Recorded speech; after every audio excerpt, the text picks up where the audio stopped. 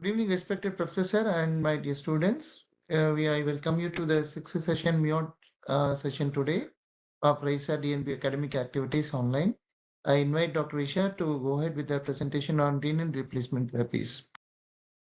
Thank you, Over to sir. Dr. Risha, please. Thank you, sir. Good evening, sir. Today I will be talking about the renal replacement therapy, indications, and different modes. Renal replacement therapy is a therapy that replaces the normal blood filtering of the kidney, which is a part of a treatment that helps substitute the regulation of water, electrolytes, removal of the metabolic waste, toxins from the body.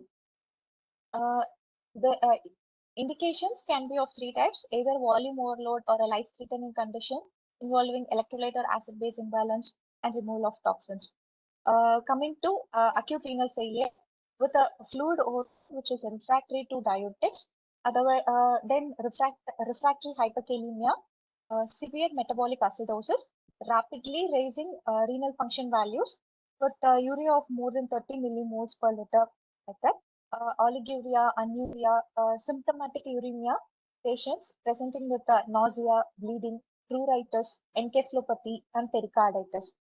RRT, renal replacement therapy initiation should be prompted more by the rate of change of renal parameters and patient's overall condition than by the arbitrary values also. And uh, in case of this is also indicated in case with overdoses with dialysable drugs and toxins. A few drugs which can be removed by dialysis are lithium, methanol, ethylene glycol, salicylates, barbiturates, metformin, aminoglycosides, penicillins, cephalosporins, and carbapenems.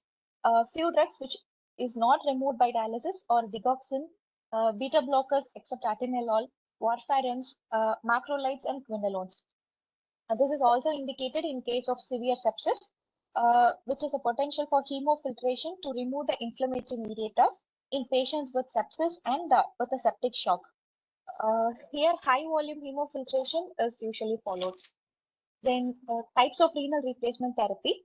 This can be intermittent hemodialysis or a continuous renal replacement therapy, which involves a veno-venous form of either hemofiltration or hemodialysis or combined hemodialysis hemofiltration. Also, slow continuous ultrafiltration will be there. Other than that, hybrid therapies like SLED, which is a sustained low efficiency dialysis system, is also present.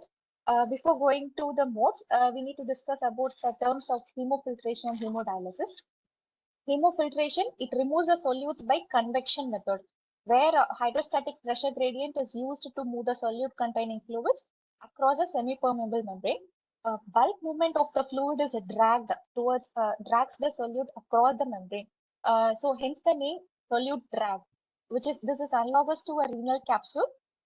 This is independent of the concentration gradient, but it is determined by the direction and the magnitude of transmembrane pressure.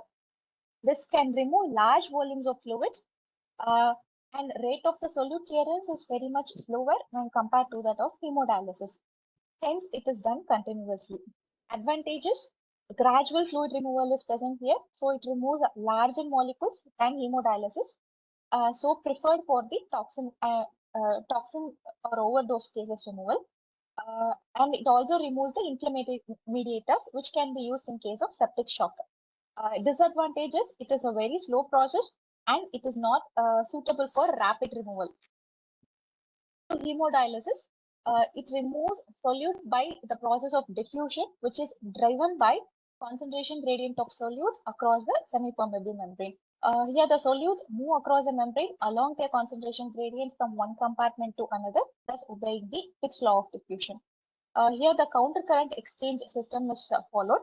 Blood pump, blood pump is used here to move the blood in one direction across the membrane, and dialysis fluid on the other side of the membrane. It moves twice as fast as the blood. Uh, Advantage of hemodialysis is rapid clearance of smaller solutes, and it requires only few hours. Uh, so it is a quicker process. And disadvantages, we can expect a hypotension, and it also needs to maintain blood flow throughout the dialysis chamber. Limited removal of the larger molecules can be expected. Coming to the modes, we have two modes like intermittent and continuous. Intermittent is high flow rates are used on a defined periods of time, like 3 to 4 hours regimen over a 3 times week, like that we follow. Uh, High flow rates and rapid fall of the osmolality is suitable only for the cardiovascular stable cases, mostly, and also for the long-term chronic renal failure cases.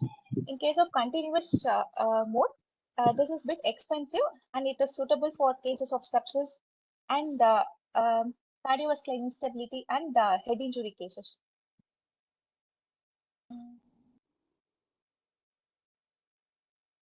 Advantages of continuous is we can expect a hemodynamic stability, fluid balance, and enhanced clearance of inflammatory mediators. And they can preserve the cerebral perfusion in case of acute brain injury or fulminant hepatic failures. Uh, we can discontinue the RRT in case if the urine output is more than 400 ml per day, or the clinically the patient is getting stable. We are seeing a decline in the creat values, or creat clearance is around 10 to 12, 12 to 20 ml per minute, like that. The complications expected are line-related infections, air embolism, hemodynamic stability, hypothermia, the effect of anticoagulants, what we use for the filters, and blood loss, platelet consumption, and electrolyte imbalance. So, which form to use? We decide on 5 questions.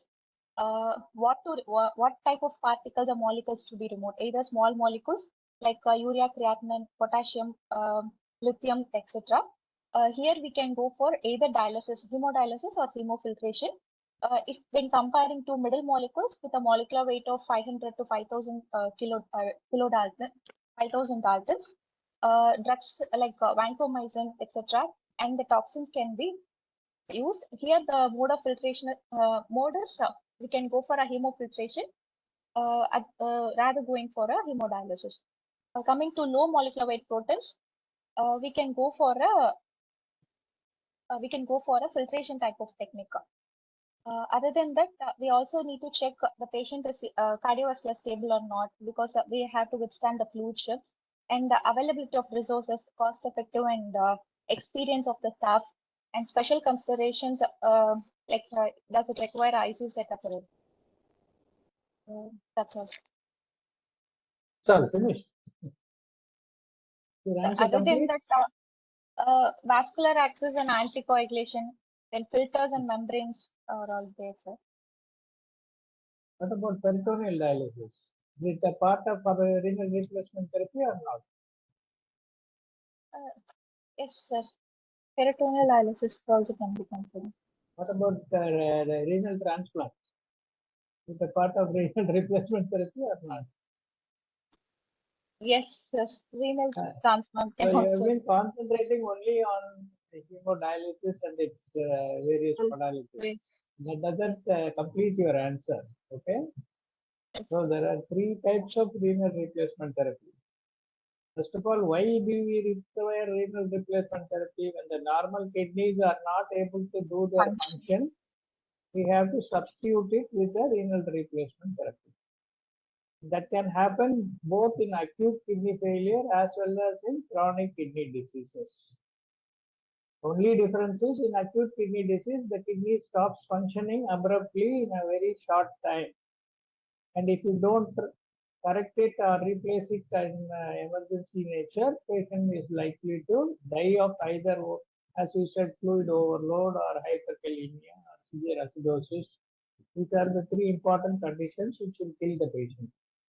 Whereas the chronic kidney failure happens over a period of time gradually, and the definition itself is slow reduction in glomerular filtration rate happening over a period of 3 months. That is the definition of chronic kidney failure.